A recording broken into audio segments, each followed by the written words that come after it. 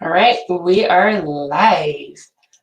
So for anyone who's new, who is tuning in today, my name is Winnie.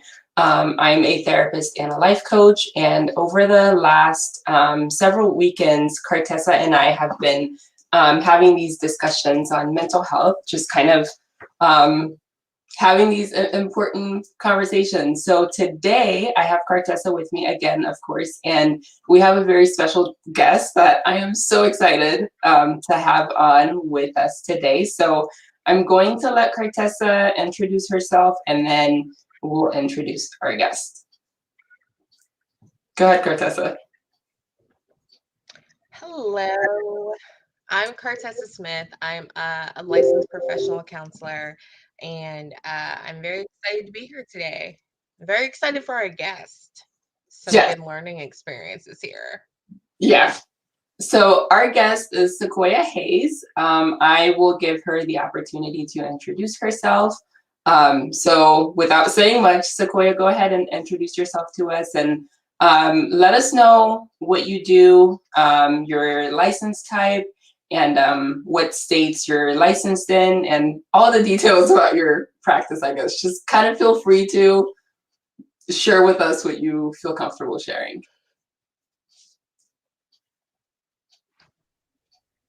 All right. Hi, everyone. Thank you so much for this opportunity to connect with you both and also, your audience. My name is Sequoia and I use she and her pronouns, and I'm a licensed social worker. I am currently licensed in Indiana, Colorado, and Alaska. In addition to the social work title, I'm also a yoga practitioner. And I also do energy readings. So I read tarot and oracle cards. A little bit more about my practice. The name of my business is Red Linen Moon Wellness and Consulting. You can follow me on Facebook, Instagram. I also have a YouTube channel as well. And my practice centers mental health and wellness support. I also provide some consulting around organizational capacity building, and so that includes like DEI related efforts. Um, let's see, more about mental health and wellness.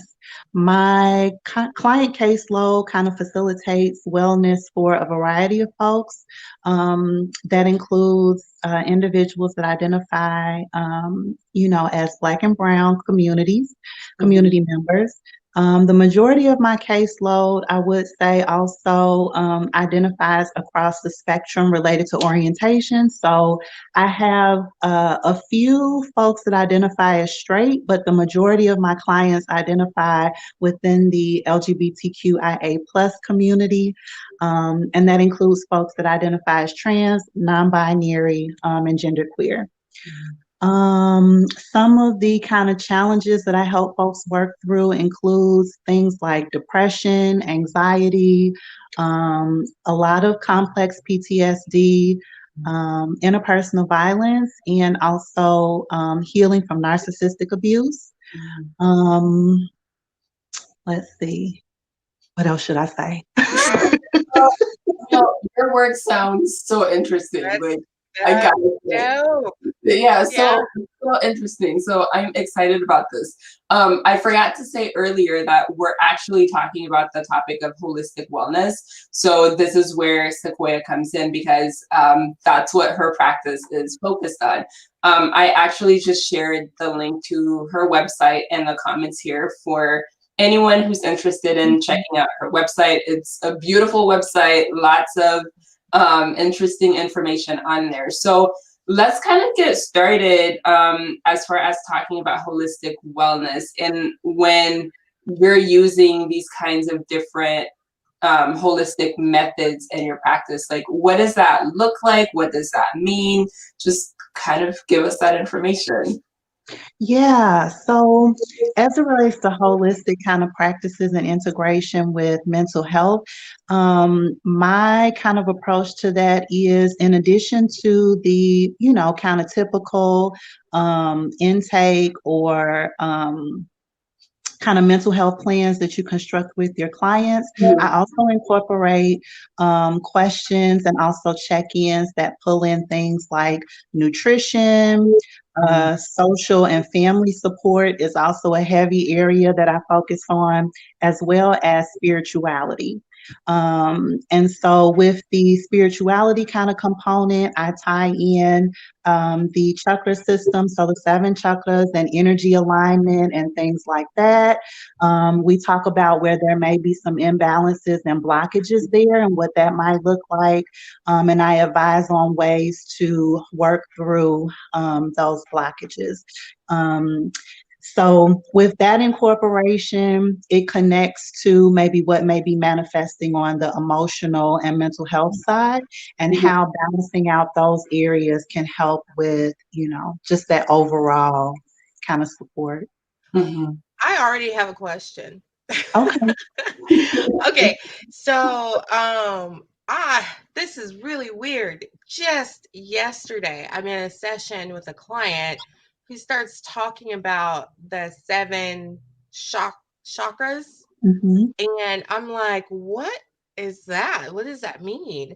And she goes on to talk about masculine and feminine. Okay, so I'm not going to go because I'm not really familiar with what she was talking about, but Yeah. it was so interesting. And then not 24 hours later, I Here hear it is. the 7 chakras again.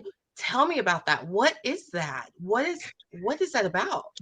Yeah. So the chakras are kind of energy points throughout our bodies, and they're based in different kind of areas of the body. So we'll start off with the root, which is, kind of at the base, the sacral, which kind of resides right below your belly, the solar plexus, which is around your stomach area, and then you have your heart, which is, your heart. You have the throat chakra, which, rules communication, the third eye, which is here.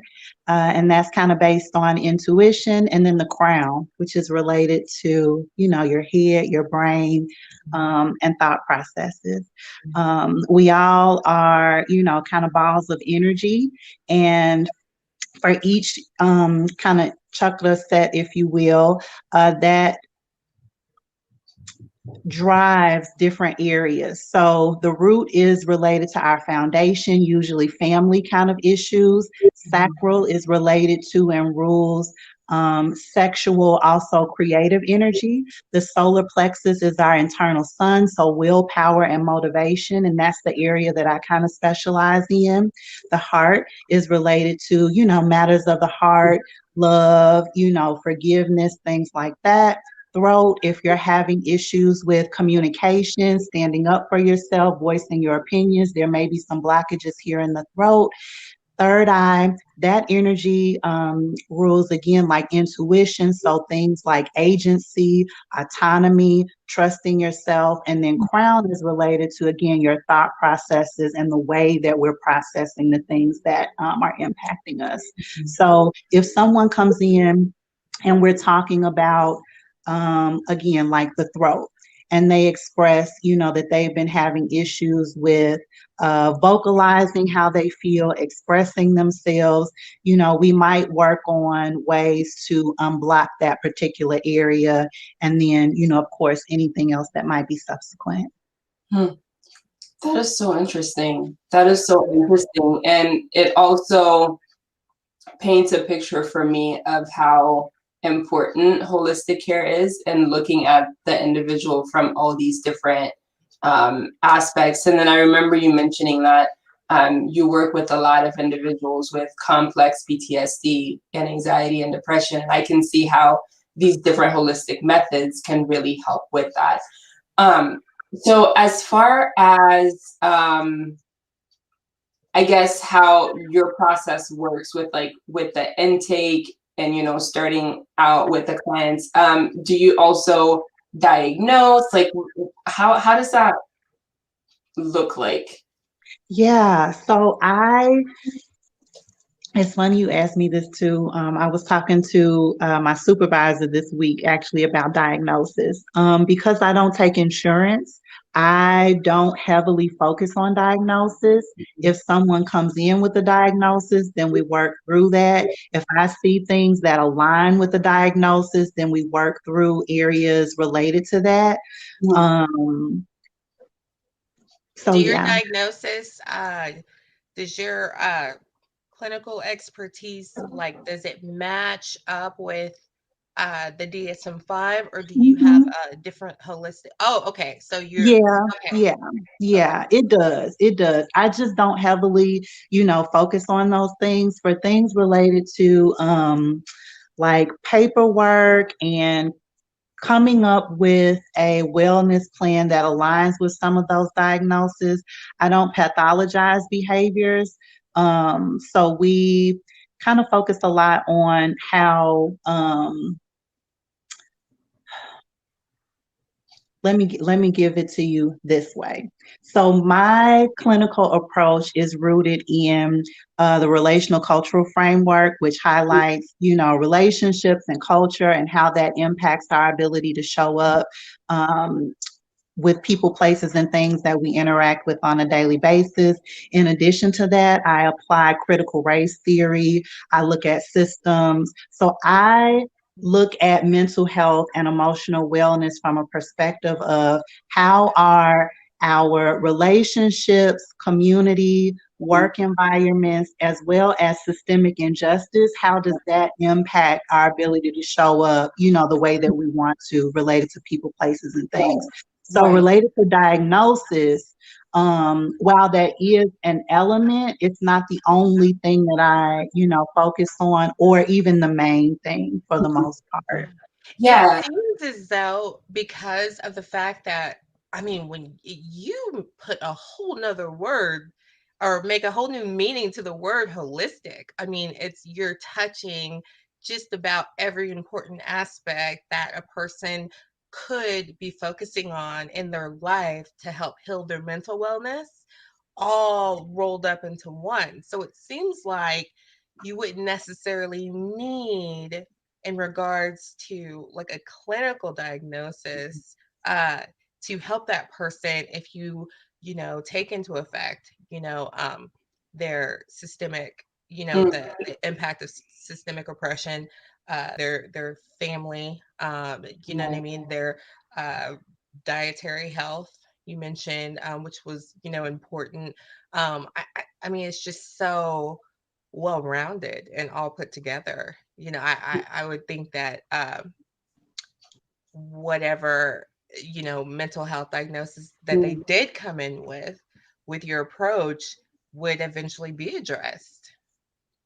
It seems Yeah. Right. like. Yeah, and I want to mention that my question about the diagnosis, I'm actually glad that you covered all these different things, because when we are looking at holistic mental wellness, it's not just a diagnosis that we're focusing on, or at least it shouldn't be just one diagnosis that we're focusing on. It should be the entire individual, as well as all the different systems and everything like that that's impacting the person. My specific question about the diagnosis, you kind of touched on it, was related to insurance. So for people who are watching this video or rewatching it later and who are kind of like, you know what, her approach sounds amazing. This is what I would love to work with.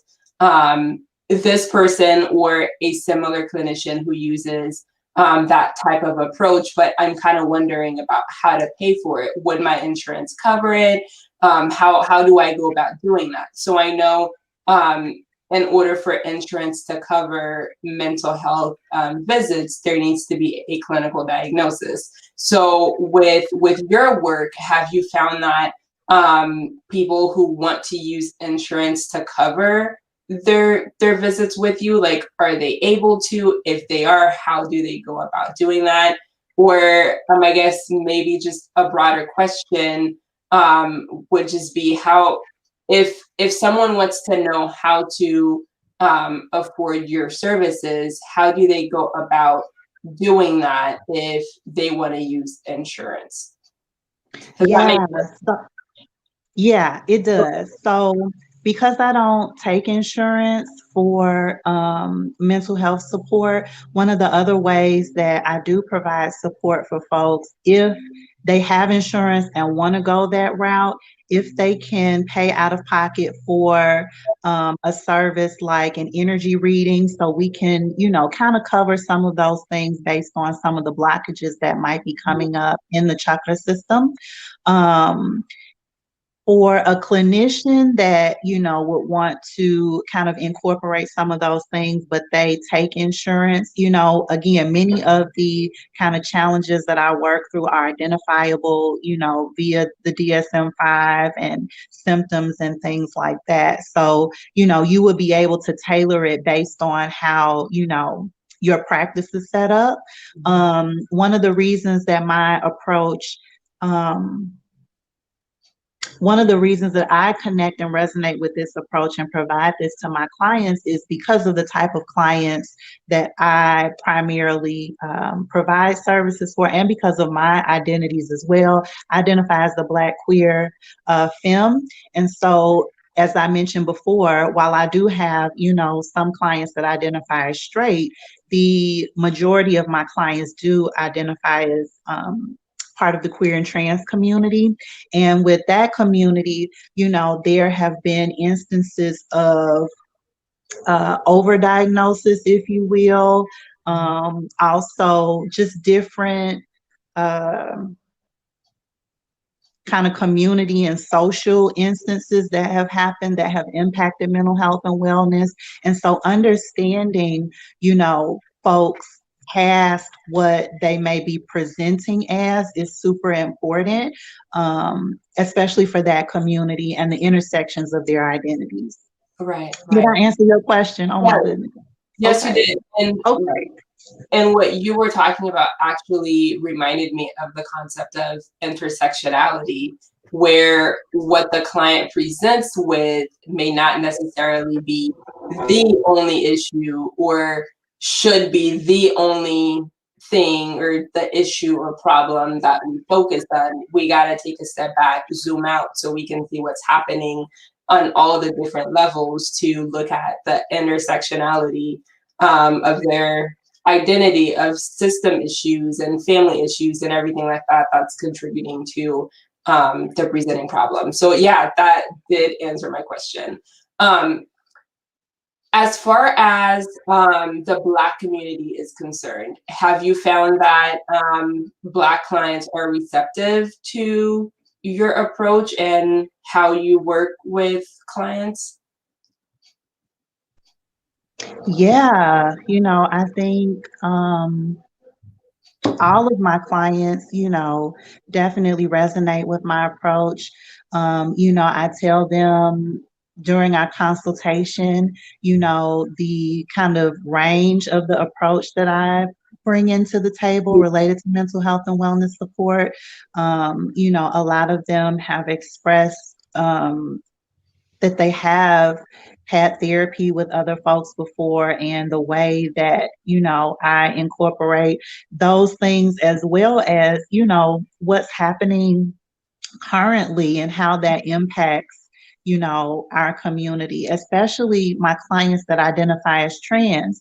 There are so many Black trans bodies that have been murdered, just since 2021 started, and that impacts, that has an effect. And so making a space where folks can actually talk about that stuff and acknowledge it and center it in what's coming up for them, related to their situation and where they live and local dynamics, it makes a difference. And I think specifically for the Black community, not pathologizing, certain behaviors, thoughts, ideals is super important too, because if you are of the mindset to really work through and talk through a lot of those types of things, you'll find that they're rooted in family, kind of dynamics and ideals. They're rooted in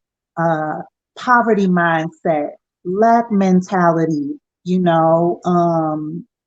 systemic kind of things like the police and the school system and teachers, so I hope that makes sense. Yeah. Generational trauma. Okay. Generational trauma. We talked about that last weekend, actually. Yeah, that makes a lot of sense. Tell us a little bit about what your experience has been as a queer Black therapist. I want to hear more about that. Just talk to us about that, and I'm sure that as you share, I'll have more questions. Yeah. It's been cool. I would say, just like I love it.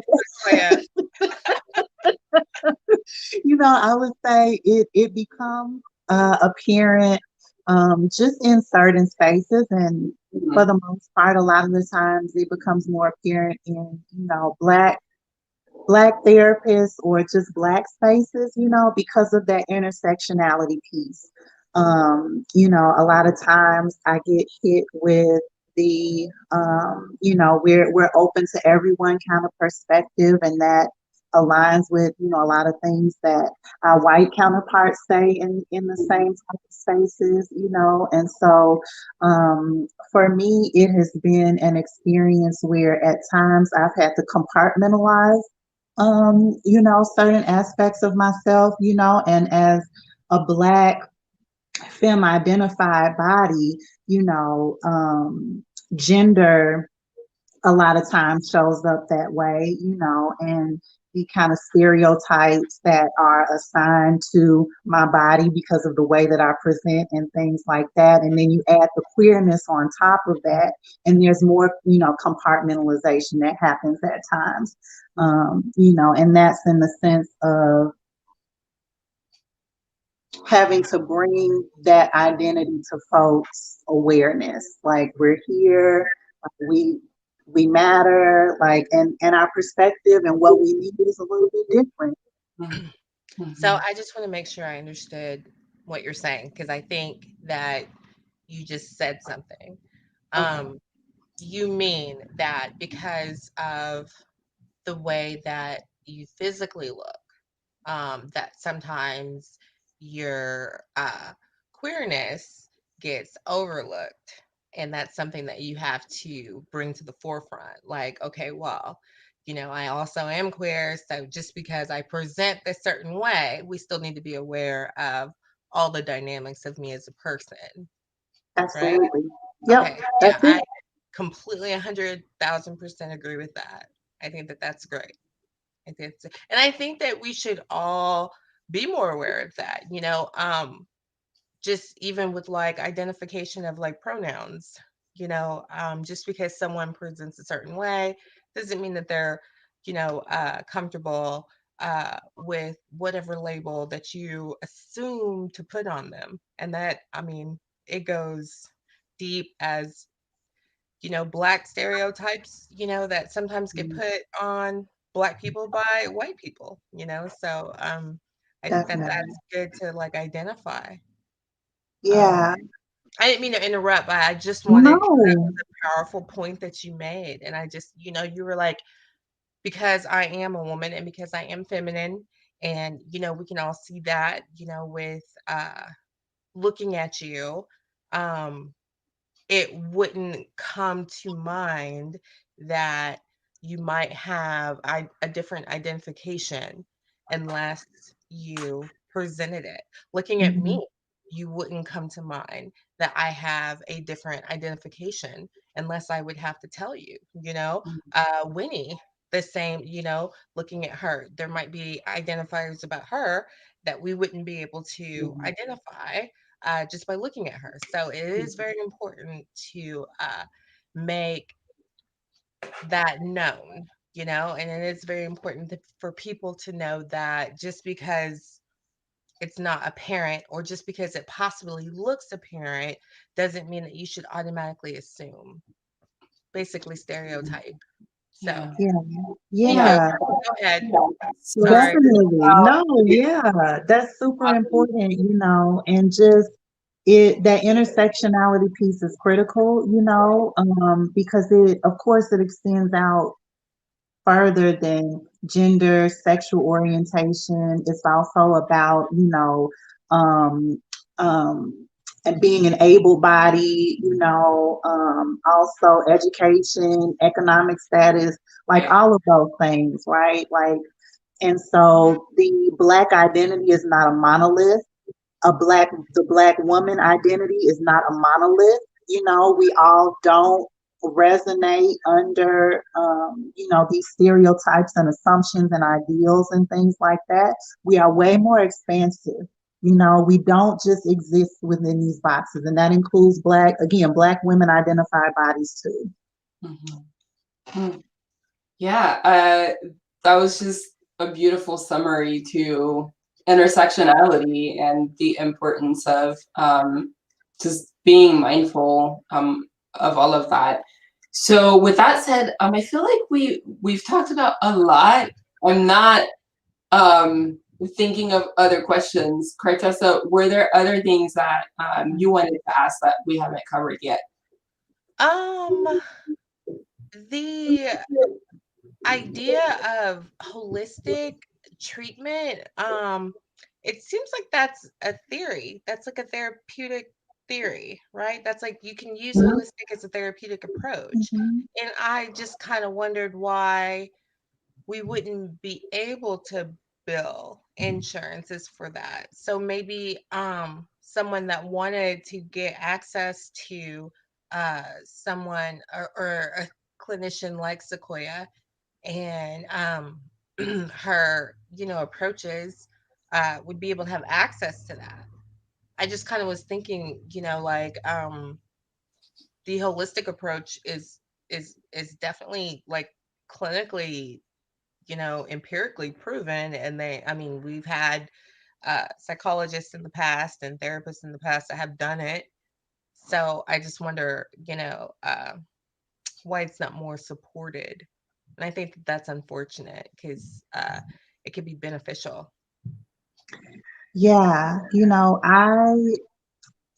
what my kind of perspective is on that is a lot of the holistic, kind of practices are rooted in um, indigenous and, just people of color centered kind of practices a lot of the times. And Mhm. so as it relates to insurance, that kind of gets a little gray. Mhm. The place that, I feel is important, and I've been exploring this more. Holistic can mean a lot of different things, right? Like, holistic can mean, you as a therapist working with and referring between a nurse and Mhm. a speech therapist, for instance, like that's a holistic approach Mhm. to mental health, being connected if you have clients that, have pretty extensive medical histories or are on pain medicine or some type of medical management, keeping a close connection and relationship with their doctors. Like that's the holistic approach, and really understanding how certain medications interact with each other. So, I think it just depends on the way that you're approaching holistic, what that means, who you're partnering with, how you Mhm. tie those things in. Also, the other place that I'll add too that I didn't mention the last time related to the insurance question. I provide a sliding fee scale as well for my clients. Okay. So, if individuals want to come and they can't afford my the rate that I have, like I will offer them, a sliding fee scale and make it as accessible as I possibly can.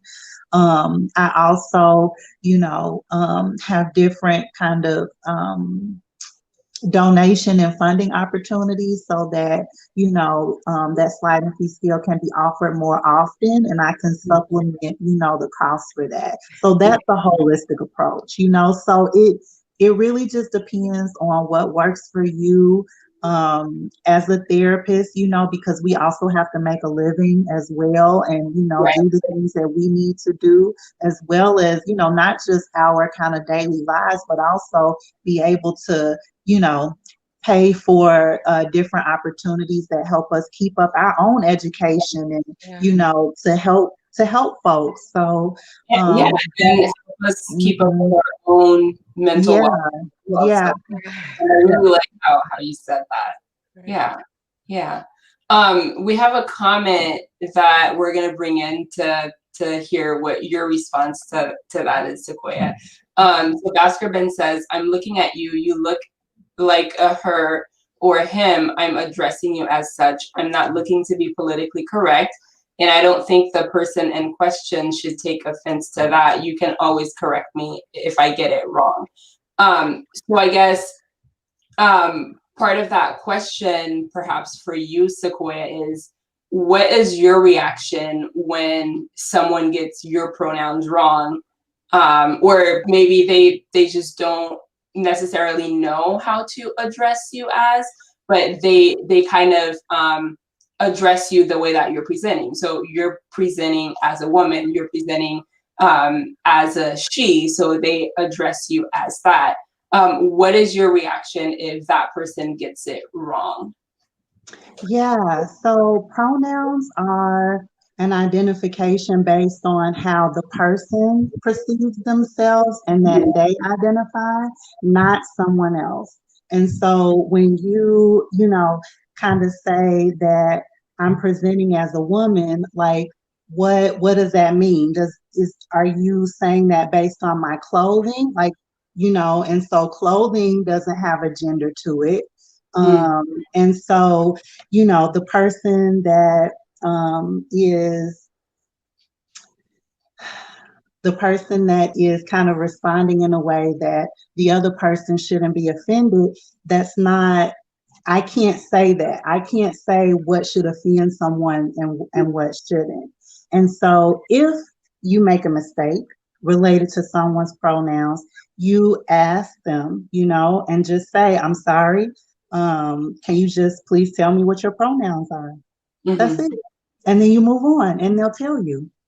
Yeah, and just because I know the person who made the comment, he's my cousin actually. So I know that he's not saying it from a disrespectful point of Uh-huh. view. Mm-hmm. Um, but I think that and even myself, I've had the experience where I got somebody's pronoun wrong, and instead of the person correcting me and being, hey, that's not my pronoun, can you use this pronoun instead, the other person gets really defensive and very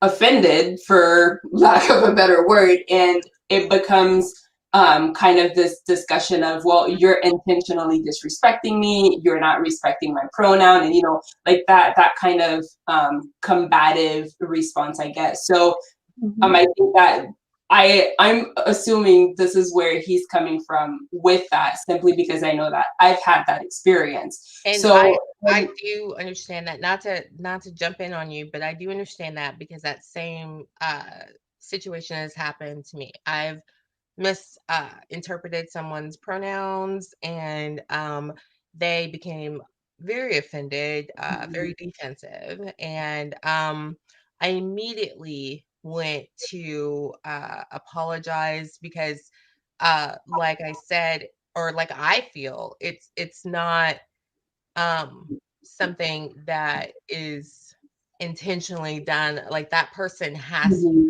have like a whole fight in itself, and so I can only imagine how it would feel to, be constantly and consistently Misgender. labeled.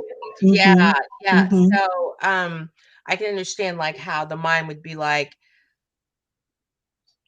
run, or have those defense mechanisms ready and rearing to go. And so I never really took offense to someone taking offense on my mistake of calling someone a wrong pronoun. I've been called the wrong pronoun before, like someone Yeah, said, I have too. yeah, I completely understand like the kind of jumping to the defensive mode.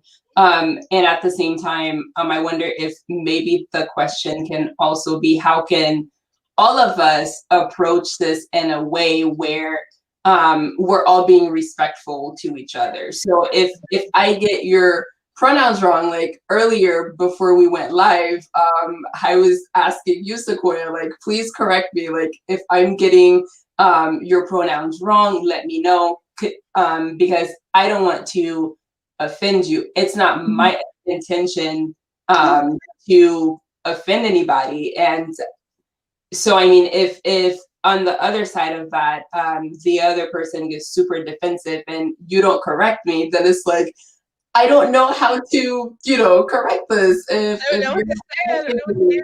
yeah, like, if you're not correcting me, and if we're jumping to conclusions on, well, you're just trying to offend me, you're not respecting me, and everything like that. So I guess maybe that's part of the question too. Like, how do we all do this to where we're all being respectful to each other? So what has your experience been with that, Sequoia? And I guess how have you addressed it when someone got your pronouns wrong? Yeah, so I would say overall, coming from a heart-centered place is, the foundation for everything, and definitely in a situation related to pronouns, as Kartesa mentioned, like maybe this is the fifth time in that day that this person has been misgendered, and so they may not say that to you, they may not express it in that way. It may come, it may be expressed in a way that doesn't feel good for you on the receiving end. But putting yourself in that situation of, maybe this is just something that has been happening all day and this person is just tired, and hurt. And doing the best that you can in the moment is all that you can control, right? So just do the best you can. That's it. That's it. And be kind, and Mhm. do no harm. Do no harm. Is that, I mean, I just wanted to, bring that into the whole, topic, because, people tend to be, very defensive about the topic of how other people want to transition and the choices that they make in their life. And it's just a matter of just do no harm. And if you have done harm, um, there's nothing wrong with, there is strength in vulnerability. We can humble ourselves, we can apologize, because we don't want to harm anyone. We don't want to be harmed. So I think it's absolutely, the easiest thing to do to be like, I am so sorry, please tell me. Like, I was not trying to be intentional, and, Yeah. I want to get it right, Yeah. so let me know, and Yeah. I'll do it. I'll do it. Yeah, and that all ties into the idea of holistic mental wellness and just kind of looking at these things from a holistic perspective. The individual is not just the individual, they're a sum of all the different parts that make them that person and that makes them unique. So that's definitely an important perspective to keep in mind. Yeah. I agree. Okay, well, I think we're at the point in the conversation where I've kind of ran out of questions. I don't have any more questions for you, Sequoia. Do you have any kind of last minute things that you want to share, important points that you want to summarize, or anything at all? Oh, I forgot to ask you if you were taking new clients. Okay. Yeah, I am taking new clients. And I appreciate you for sharing my website in the chat. As I mentioned, I have a YouTube channel as well. And I post different energy readings for folks that are healing from narcissistic abuse. At times, I'll post energy readings for folks that are going through different aspects of interpersonal violence. I also post on energy readings for mental health practitioners and folks that work in, human and social services and higher education as well, related to inspirational messages. So yeah, follow me on all the social medias, wherever you can find me. And this was fun.